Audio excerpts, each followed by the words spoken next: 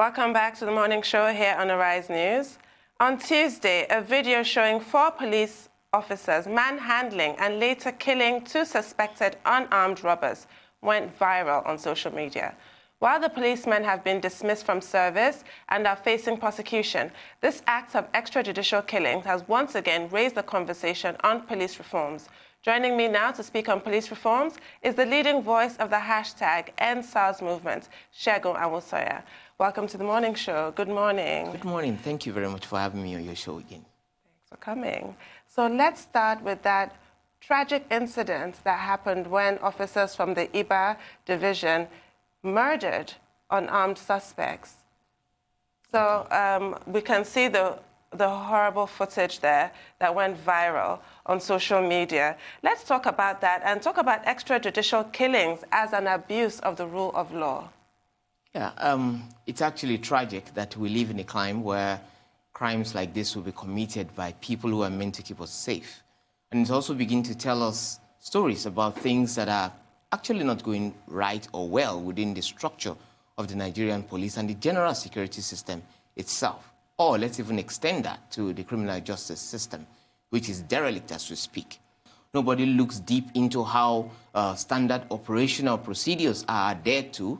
And because of this, we have said in time past, and for the past 3 years now, we've been hammering the fact that we need a total reform of the entire police structures, not just the tactical squads, not just the SARS, because as aware now, police officers can just throw away their uniform and go out to run anything they want, because if they commit an offense or so, people will only say it's SARS because they don't know any other tactical squads or their names, because there are so many of them. There's a constellation of tactical squads out there that are not. Last time you were here, you were talking about the Bagada Special Anti-Cultism Squad, yes, who committed murder. They were shooting in the air and a gentleman was killed. Yeah. They were paraded, they were named publicly, but what has happened with their case? Their case is still in court. It's still in court. We're still having adjournment. We're still looking for getting dates and what have you, which begins to tell you that it is not just about the police now. It's also about our justice system. The justice system itself is not guaranteeing us justice. And because of that, when crimes like this are committed, we don't get to send a message, a strong message, to people who are erring within the structure of the police system. So impunity, as it were, has now become the order of the day, because we are not even, our system had not changed from the colonial days. Because we need to begin to, the last time when we're having the EndSARS campaign and engaging the police structure, and we put a protocol in place which created the EndSARS. We're saying police officers who are holding guns must be subject to mental evaluation. But today we have people who are, mentally deranged, people who are not stable, people who are not professional, carrying guns on our streets. In this case of the IBA division police officers, they are not SARS. They are not a member of the tactical squads. Because in Lagos, what we have done with the engagement of the public and the police, we have been working hand in hand with the Commissioner of Police, especially in Ondo State and in Lagos State, that tactical squad, especially SARS, there's a huge watch on them, a serious watch on them, and that since 2 years ago, they've been conducting themselves properly. But any police officer now, any division, anti-cultism, anti-kidnapping, they can just go out and do anything they want because their leaders are not leading by example. And this is exactly what we see. So we're asking, the question we're asking the authorities now is that, are we always going to wait for blood to flow before we actually do the needful? Why can't we put a protocol in place to forestall this from happening henceforth? Because, as it were, these people were called by somebody, a citizen, that some people robbed him. And then these people came in, they went to arrest the individuals. 2 of them escaped. They had 2 already restrained. And then the next thing they were saying is, we know they waste time. This will win a sharp. And then they shot them. Because they know that they are going to get away with it. Because they have an evidence that they are armed. Despite the fact that they've been disarmed, they felt that they need to bring them to justice immediately by shooting them. Which is not the role of the police. Which is not the role of the police. And the funniest thing is the report they wrote from that engagement was that they were engaged in gun battle until the video surfaced. And that was when we made a call straight to the state command, and we engaged them, and then investigation started. And because within 48 hours, we were able to get to the bottom of the whole thing, get them arrested, get them questioned, and then get them sent to Kwanti, and then get them dismissed. So if citizens are not watching, we cannot leave everything to the structure, to government or to the police. We, society, we actually determine what becomes law, what becomes a culture in our society. It is not the police that keeps criminals at bay.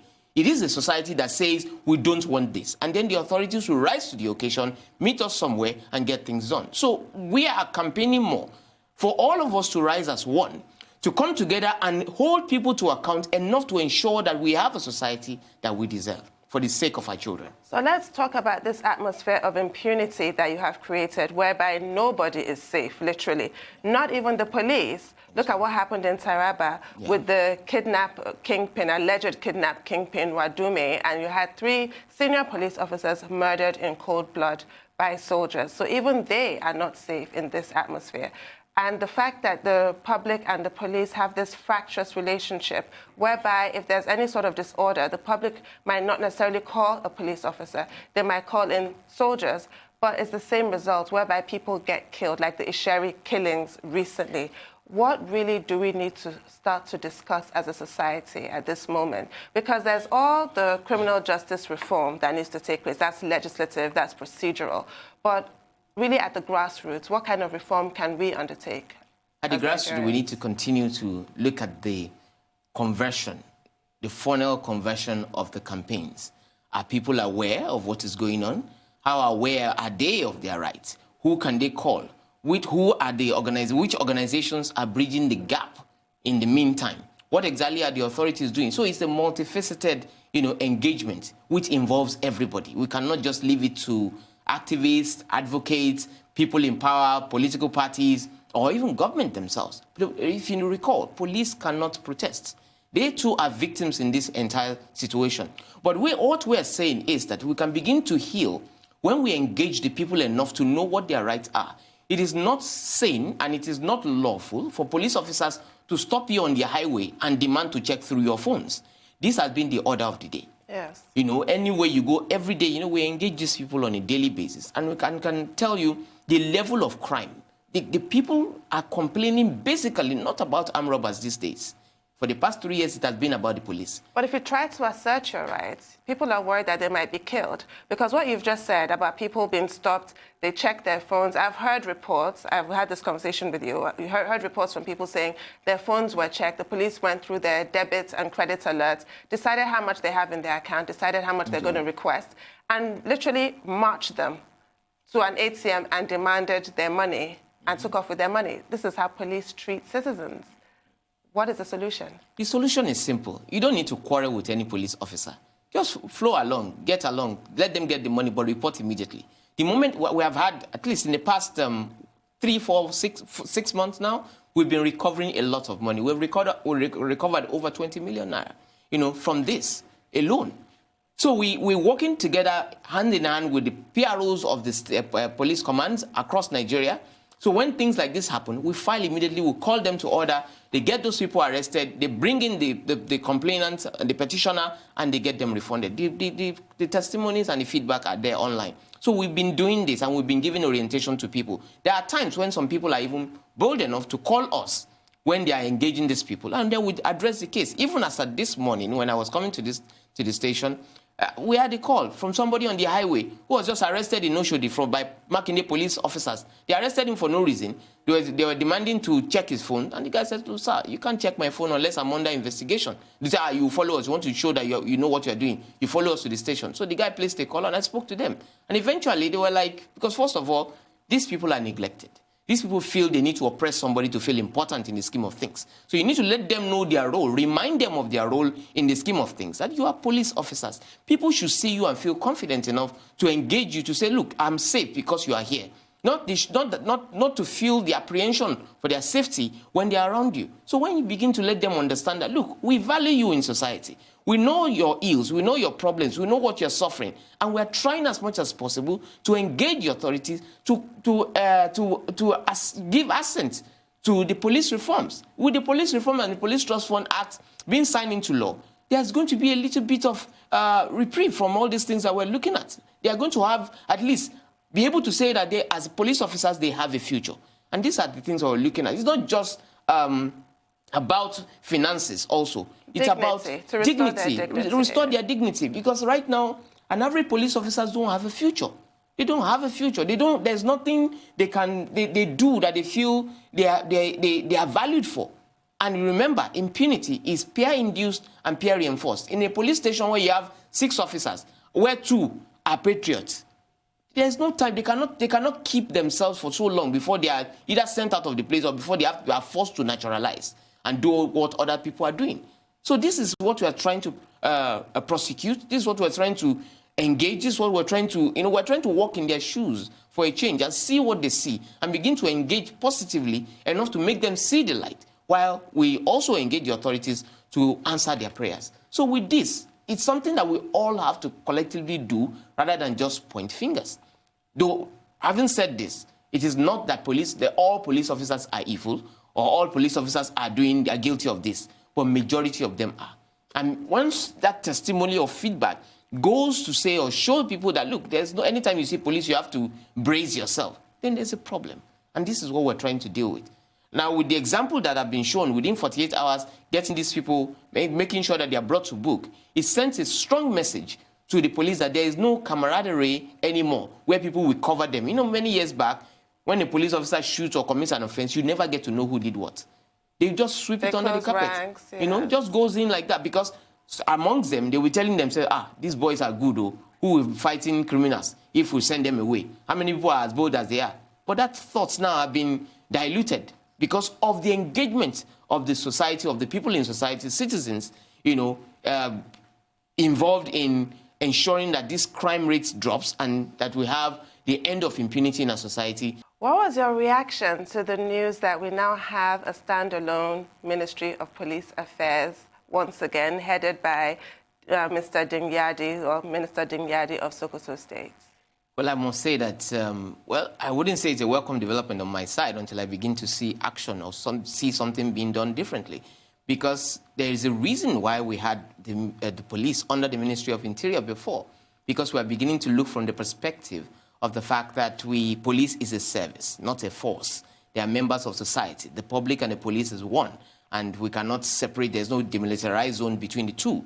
The police are members of the public, and as well, members of the public have the responsibility of holding police to account and overseeing their affairs, so to say, because they are the off-takers, so to say, of their action and service. But now that the same government, the same administration, have turned around to say, by demonstration, that police is no longer a service, that they are now having a separate ministry. We hope that the first duty of this ministry will be to ensure that the police reform bill and the police trust fund bill is passed into law effective immediately. If that is done, then we'll begin to see a ray of hope. We'll begin to see an opportunity for us to do things better, an opportunity for police to begin to have a future because of the new arrangement. We're looking at this. To me, personally, it's a policy somersault. But as it were, we just want to continue to be positive and be measured. Our optimism is measured at this moment, just to see how this is going to play out. So back to the conversation we were having during the break and the performance of the Inspector General so far, especially with regards to discipline of police officers. What's your assessment?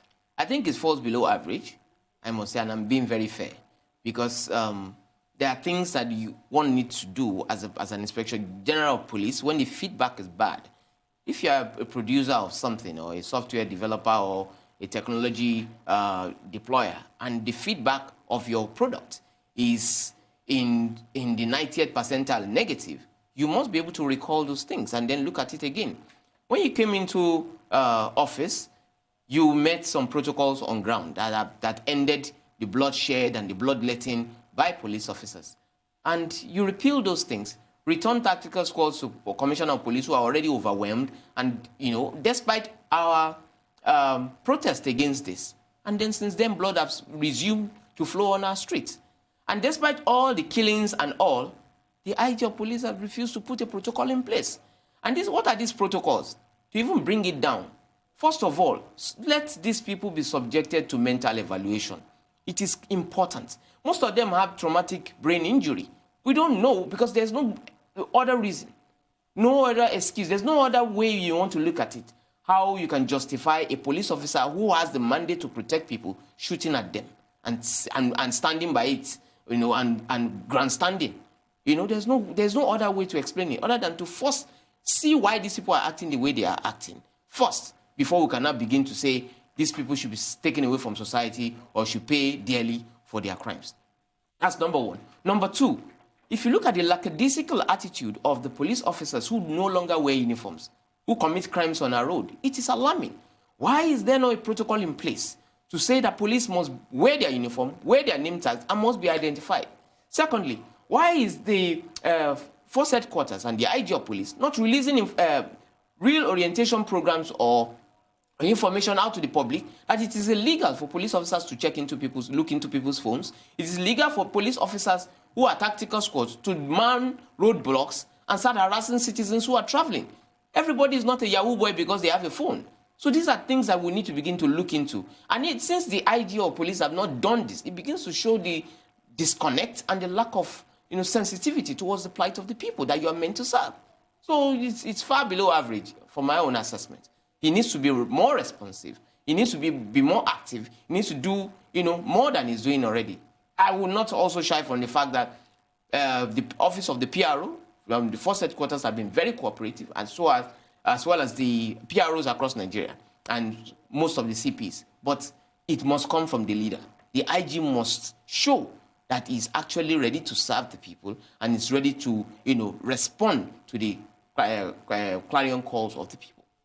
Let's talk about political prisoners. Unbelievable as it is, we do have them in a democracy.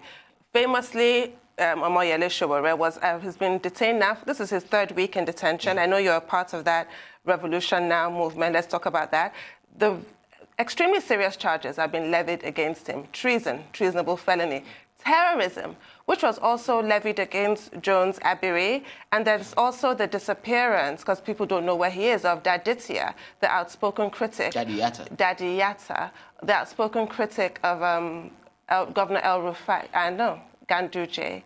And Stephen Kefas, who was the critic of Governor El Rufai. What kind of intolerant atmosphere have we created in what we call a democracy? And what is the role of civil organizations like yourself? And are you at all worried about your prospects since the revolution now that you're involved in has been deemed treasonable by the federal government? Well, the problems we have in our climate is more about institutional gaps. And the institutional gap is also what you can see now. Communication has been breached. People tend to read meaning to things based on what they have in their mind. In other words, there is this projection of personal failures onto everything that they see that threatens their being.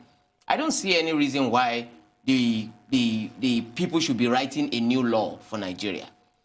We know the laws of the nation. We know all the codes that we have, the criminal code and the rest of them. None of them criminalized the use of the word revolution. The president have used this severally. A lot of politicians have used this severally. If I say we're having an industrial revolution or we're having a banking revolution, it doesn't mean we're killing all bankers and burning all existing banks to create our own. It shouldn't be. The word itself is innocuous, but it's supposedly tied in with the charges that he's trying to topple the government. Was there any such intention? No, there's no.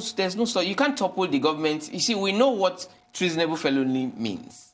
And you cannot want to topple government and come out to say, I want to topple government. Do you understand? Even in a nation where headsmen are threatening the government, on live TV, and nothing happens to them, not a single mosquito beats them. Nothing. Do you understand? So if people are talking about, these are enlightened people. These are people who understand what is at stake. These are people who want the best for Nigeria. These are people who are holding government to account, asking typical questions about the state of the nation. So I don't think it should be misread to mean whatever it is that they feel in their hearts. And I think the prosecution, as the case is going, we have the good lawyers and right lawyers who understand what is going on, involved in this. And I'm sure the case eventually will be thrown out and he will be released. But what about the charges that he was fraternizing with proscribed groups IPOB and IMN.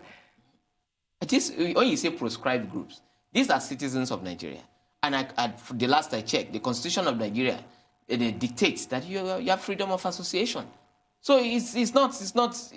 The question should be based on the material evidence of what is happening.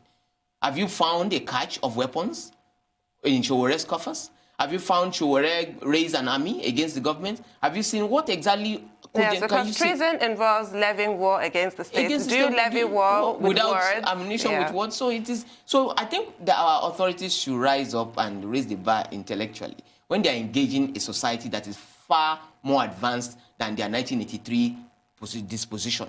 You understand? The Nigeria of now is different from the Nigeria of yesteryears. And the effort to keep us in the dark ages under the experience of the military interregnum is not going to work again now. Our youth of today are more enlightened. They understand their rights.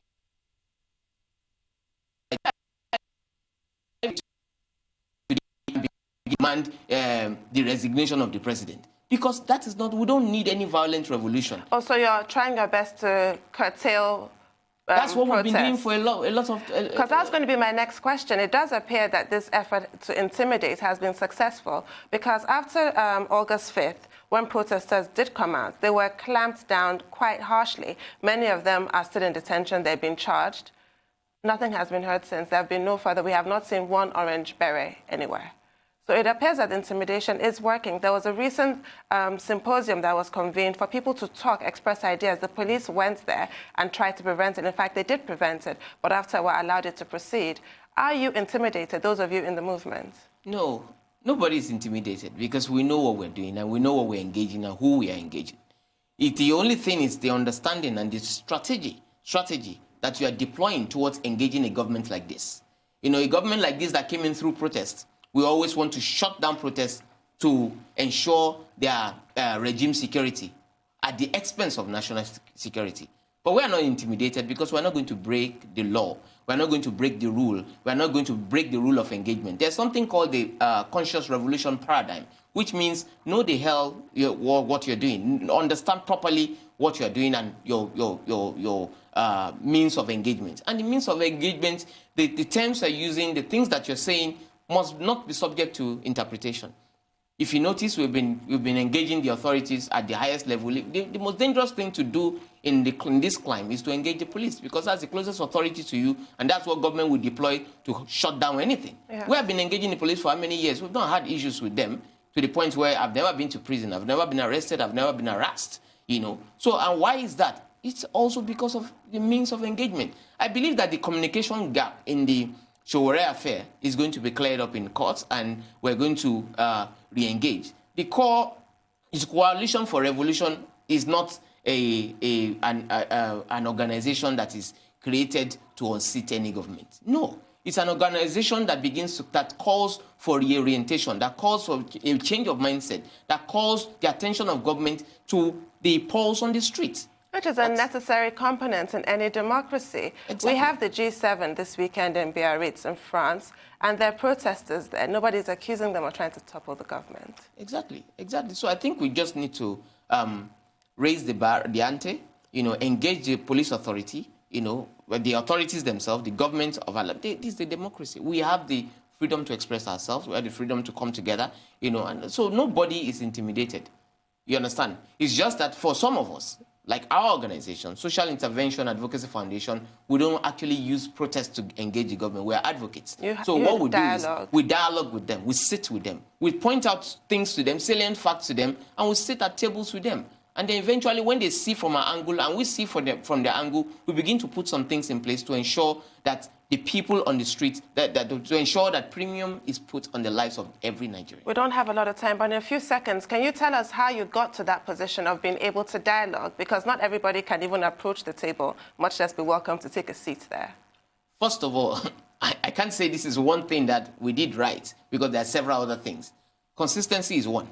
You know, if they look at your 10-year, maybe in the past decade, they look at all your antecedents and they find out that you are not looking for power, you are not in any political party, you are not being probably involved. You don't leave anything to interpretation. especially with a suspicious government. We live under an administration now that is... Unfortunately, we've run out of time. Thank you so much. Thank you.